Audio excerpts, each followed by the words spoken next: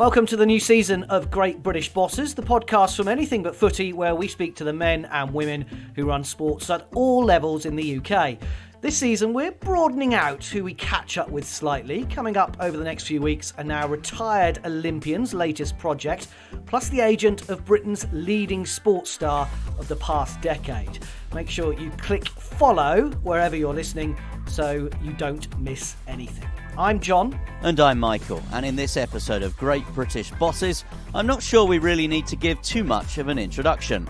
We are outside of our comfort zone of Olympic and Paralympic sport, but we're still very much interested in podium finishes. You'll recognise his name, you'll recognise his voice. He's known to millions of Formula One fans around the world. So for the first episode of the new season, we're joined by, how can I put this? Literally the most successful British boss of the year. Hi, I'm Christian Horner, CEO and team principal of Red Bull Racing. Well, Christian, let's start by asking you about leadership. Was it something that you always had in mind? You were a racing driver and then at a relatively young age, you started your own team. Did you always have leadership ambitions? No, it was almost by mistake or by the need basically. So I was an aspiring young racing driver. I had a certain amount of sponsorship, and I didn't have enough sponsorship to go to a top team in what's now Formula 2. So rather than go to a team at the back of the grid, I thought, do you know what? I'll buy the car myself and see if I can recruit a couple of mechanics and an engineer and go racing. And so that's how it started. It was really to try and further my own driving career. And then, my limitations in the cockpit, became apparent to me. But I decided that, look, I'd created this little business, this team, that I'd try and, see if I could make a success out of it. So I stepped out of the cockpit and focused on running the team and, went from there. What's given you the biggest thrill, the success you've had as a leader, or do you still miss that thrill of actually, foot to the pedal and hands on the steering wheel? Look, driving was fantastic. That was a passion, obviously, I had. I started racing go-karts when I was 11 or 12 years of age, and it was a big part of my life. But I think the satisfaction out of, winning as a leader of a team, of a group of people, over 850 people on the on the chassis side of the business, that has surpassed anything that obviously I ever did in the cockpit. So because it's a very different pressure as a driver, it's quite a selfish role. So you're a contractor at the end of the day, but you've only got to worry about your own performance. Whereas being the leader of a team, you're responsible for everybody in that team. And so therefore, when everything comes together and you achieve an amazing result, the satisfaction from that, of the whole team achieving, way surpasses anything individual. So, Christian, you founded Arden International Race Team aged just 25 years.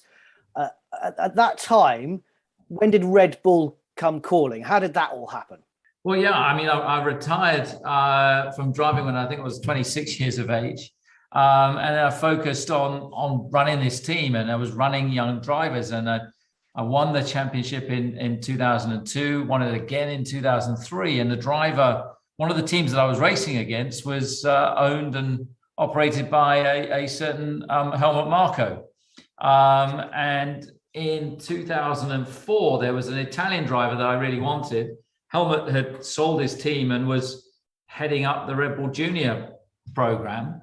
And a young Italian called Antonio Liuzzi, I agreed a deal with him for him to join the Arden team, where he paid 50% of the budget as a fee, but the other 50% was purely based on a win bonus. And thankfully, Liuzzi that year won, I think, 8 out of the 10 races. So financially, it worked out okay. But that was the first interface I had with Red Bull running one of their young drivers, one of their junior drivers. And you talk about some of the junior drivers. You've had some amazing talent that you've worked with just at Red Bull, from Vettel to now Verstappen.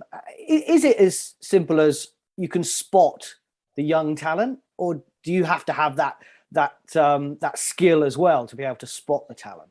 I think the different thing about motorsport is that, you know, the equipment is also very important. So you've got to look at what tools have they got at their disposal, particularly at a younger age as they're coming through either karting or some of the junior formula. But, you know, talent, you know, cream always rises to the top, and you can spot that talent. And it's a matter of backing, you know, youth. We've invested a lot in youth over the years, and giving young talent like Sebastian Vettel, like Max Verstappen, you know, Daniel Ricciardo, Carlos Sainz, you know, so many young drivers that we've given opportunities to. And you talk there about youth, you talk about developing talent. And although we are a podcast called Anything But Footy, I want to draw some parallels with football, because there is that kind of academy system in football. And you as a team principal, are you the football manager, the first team coach? Are you the chief executive? Are you the chairman? Or are you all of those roles wrapped up into one? Well, it's a bit of everything, because, you know, from Monday to Friday, I'm the CEO of a technology business that's producing, you know, these incredible machines, responsible for, you know, 22 different departments that form and create this business. And then for 23 weekends a year, I'm the team principal of a high-performing sports team, and so it's a varied role, and, you know, that's part of the challenge, and that's part of the excitement, you know, of it, is that it's not just about what goes on at a Grand Prix weekend. It's it's the running of the business. It's the commercial side. It's the political side. It's the the public facing side of it. So there's so many hats that you end up having to wear. And you talked about 850 members of staff. I don't think people realise the vastness of your setup, your operation, because we see you for a few hours on a Sunday afternoon, but back at base, there will be hundreds of people watching and analysing and following that race, I presume. Yeah, absolutely. I mean, we take about 100 people racing. So the rest of the team, is based behind the scenes, you know, in the factory in Milton Keynes. And Formula One is the biggest team sport in the world. You know, it's the biggest group of people that you'll have working collectively, you know, within one team. And, you know, we are going up against some massive opponents, you know, Mercedes-Benz, you know, Ferrari, some iconic brands. And, you know, you need the whole team working in harmony and unison to take on those kind of, organizations. And that's been one of our strengths, you know, over the years, has been teamwork and being dynamic and not afraid to take on a challenge. When Michael and I sat down and said, we're going to speak to you, Christian, we were like, well, he's just the best boss in the past year. And Michael described that in the intro. Is that how you see it? Well, that's very kind of you to say. And, you know, it's certainly not for me to judge. You know, I just do the job that I have. I enjoy what I do. You know, I'm a competitive person. I like winning. I'm fortunate to work with a great group of people, some great drivers, great technicians, designers, and we've got a fantastic team. So it's certainly not just about me. It was quite a year last year, and this year has started differently. And there's a different kind of rivalry with Ferrari this year, maybe even a bit more respectful. Yeah, I mean, last year was extremely intense. It had been bubbling a little bit before that as well. And of course, there's many things going off track as well, with Mercedes, with us creating this engine business. And so, we've had a lot of movement of staff between the two companies and so on, which only heightened the tension, last year between, Mercedes and Red Bull. Whereas Ferrari is something a bit different. I mean, Ferrari, they're 70 years in the sport. An iconic brand, tremendous heritage, obviously based out of Italy, different culture, to us. So, there's always a respect when you're racing an iconic, brand like that, one of the grandees. Sport's about great stories. We love great rivalries. I think of Alex Ferguson and Arsene Wenger in the Premier League's heyday. Were you Alex Ferguson last year, and were Mercedes Arsene Wenger? I don't know. It's probably more for Jamie to comment on than me. I was always a big fan of Alex Ferguson, the way he kept evolving a team. And I think that's something that we managed to do here. I'm a different kind of personality to, Sir Alex, but had a great respect for what and how he operated. But of course, rivalry in sport, that's what sport's all about. If there's no rivalry, there's no sport. And I think that, last year it bubbled over at times, but, it's passionate people going after and competing at the highest level. We should mention Jamie, who you name checked, is your communications chief, who has helped to arrange this interview. Did it, when you say bubble over last year, did the pressure just get to everybody? What was it like being in the thick of it, in the heart of it? It was great. We'd finally worked hard to get ourselves back in the thick of it. And so, we did ruffle a few feathers last year, but of course, Mercedes have had it pretty easy the last 8 years.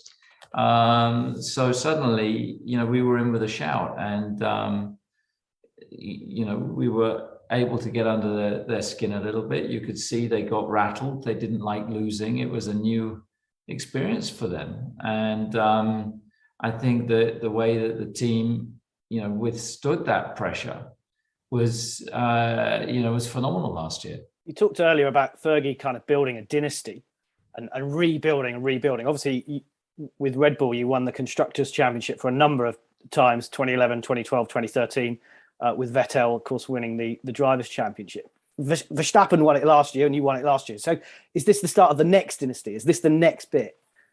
You hope so. Everything has to evolve. So when you look around the engineering office, there's not many people left that were there, that were, around the table in 2013, or the period from 10 to 13. So, there's some key individuals that are still there, but probably 70% are the next generation, and everything has to keep moving and evolving. And that's the same with drivers. Max, for me, is the most exciting talent currently in Formula One. He's 24 years of age. He's got, and he's only going to get better. So to have that first World Championship at 24, a phenomenal achievement for him, and that's why we moved to secure his services long term, because we see him as such a key asset of the team. You mentioned earlier that you thought you had a different leadership style than Sir Alex. How would you describe your leadership style? And I'm interested in asking that, Christian, because how does it work when a driver leaves, or do you decide he leaves? And that relationship, how do you, because obviously Sebastian Vettel still races, but obviously he's not in your team. So when you bump into him, how does that all kind of pan out? I think, Sir Alex, from what I know of him, he's, he didn't get the reputation as a hairdryer for nothing. Now that's not my style. I'm more of a person that will sit down and engage and want to understand, what the issues are, what the problems are. And it's important to have a dynamic, obviously with your drivers, but it's not just about the drivers, it's about, the other 850 people in the team as well. And of course, drivers are contractors, so they do come and they do go. And, drivers do leave sometimes at the end of their contract if they want to try something somewhere else, like, Sebastian did, or Daniel Ricciardo did, or sometimes, we have to let drivers go. But you always want to do what's best for the team, to make sure that you're on the front foot and you've got the best lineup that you can possibly have in your cars. Do you need different management styles for different people and different groups in the organisation? Because on the one hand, you will have a driver with the fame, the fortune, the adulation. On the other hand, you will have all the guys back at base, and maybe they need handling slightly differently.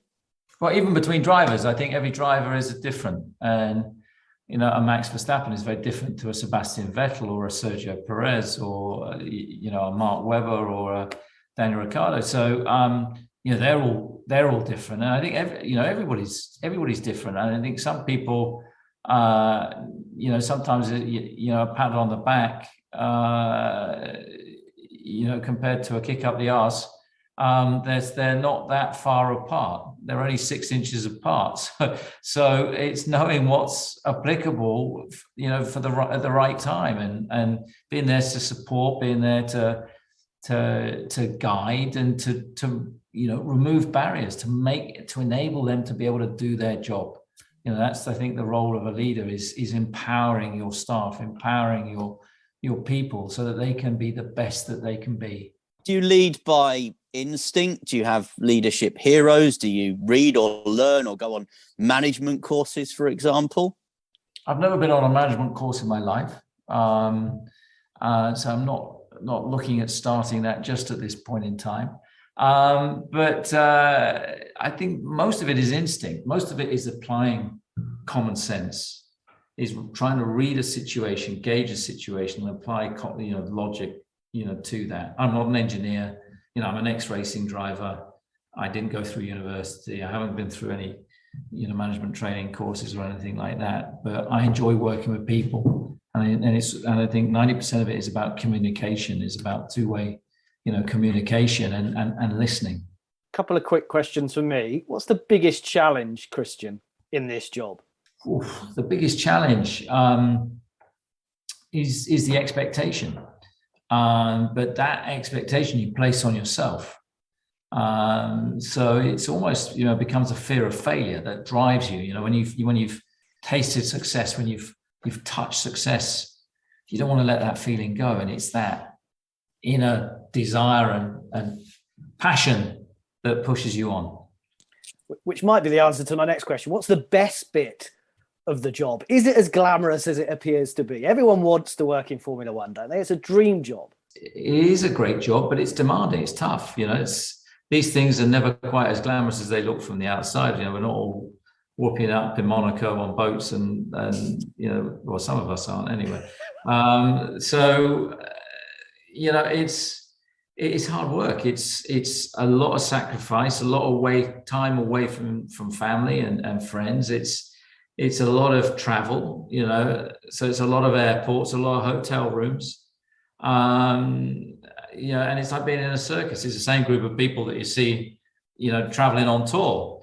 But so it is hard work. It is grueling. The demands are high, particularly Formula One as it's become ever more global. I'm going to Australia, on Wednesday. I get there Thursday night. We're performing Friday, and I leave Sunday night back in the office on the Monday. So, it's tough schedules, but that's part of the competition. A nighttime Grand Prix in Las Vegas sounds exciting. You're just back from Saudi Arabia as well. Does F1 need to continue to innovate and go to places like Saudi Arabia, for example, which, might be challenging for some people because of various, issues, political issues that we know? Does F1 need to, though, keep reaching out to territories and areas like that? I think it's important that Formula One is a global championship, that it is a world championship, and it's not for the teams to decide where we go racing. It's down to the promoters and the governing body that decide the calendar and the relevance and the safety of that calendar. Sport and Formula One should never be seen as a political movement. It's sport is inclusive. It's there for everybody, and it should be there as a pathway to bring good and inclusiveness to a territory or to its following. And I think that it should never be mixed with politics in any way. And do you think sometimes the politicians do use sport and not just F1 as a hot potato, whether that's trying to get Olympic teams to pull out because games are being held in China, for example? I think politicians will use whatever is at their disposal. So I think I wouldn't make that exclusive to sport, but I think sport is escapism.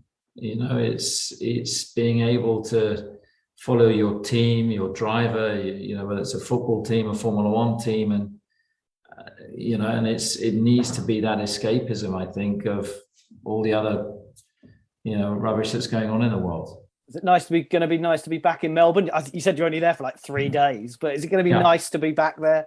Yeah, the 3 days that I'll be there will be great. we went all the way down there a couple of years ago and didn't do anything. And I felt so bad for all the fans, and none of us knew really at the time what the pandemic was going to be. So this time to go down there, it's a new circuit, or they've modified the circuit a bit. It's going to be a bit faster with these new cars. It's such a great crowd, and so they, the Aussies love their sport, and there's a huge turnout. Obviously, big for the Australian driver, with Daniel, but they're a fair crowd as well, and looking forward to going and racing there. It's always a big event, so it'll be good to be back. And last one from me, just on the British Grand Prix and the fact that it's at Silverstone and it's up the road from Milton Keynes where you're based. Is that still the big one of the calendar for the team, if you like, or the staff? I think certainly for the staff, it's our local race. We're Austrian owned, so we've got we have the Austrian Grand Prix. We then have the drivers' races, which are big events for them in Holland and in Zandvoort and in Mexico City for Checo, and they're insane events. But I think Silverstone, because it's 15 minutes from the factory, it's the one event that we get all the staff to come and see their cars, in action. It's a big race. It's one that you definitely want to win. Final couple of questions then, Christian, before we wrap up. How do you switch off and relax? I've heard that horse racing and horse riding has become important to you recently. Yeah, I got sucked into that in the lockdown, and I hadn't sat on a horse since I was a kid, and ended up, doing a bit of riding, which was just a great way of getting, taking your mind off things. And I've got a young family. Time with them is precious. So whenever I do have any downtime, being in the countryside, I love that. And I've ended up buying a racehorse, only a pointer, so it's nothing too serious. But it's amazing how that competitive spirit, even in your private life, when the horse came around its first race, in the lead on the first lap, you wanted to start defending and weaving on the straight, so it's amazing how that competitive instinct spills out into, even your private time. Well, having followed your career, I reckon we'll be seeing you at Aintree, Cheltenham or Ascot. Certainly not on a horse. Sometime soon. Just finally then, obviously, here we are at the start of your season, but very confident that you can repeat the success of last year. Well, look, we've got some massive opponents. I think Ferrari have put a lot into this car. They've got a great car. We came onto this new set of regs very late. Last year took a lot out of the team. We developed the car late into the season, which gave us a shorter period of time to research, these very, very new regulations for this year. It's the biggest regulation change in 40 years. So I'm really proud of the team that we've turned up with a car that's, won in the first two races. Ferrari are going to be a big opponent this year. Mercedes are going to sort their issues out. They put a huge effort into this car as well. And they've got great drivers. So it's going to be another roller coaster 23 race calendar. I've got no doubt about that. Well, we wish you all the best. Fingers crossed for the season ahead, and good luck to you and your drivers and the whole team. Christian Horner, team principal of Red Bull, thanks very much for talking to Great British Bosses. Thanks very much.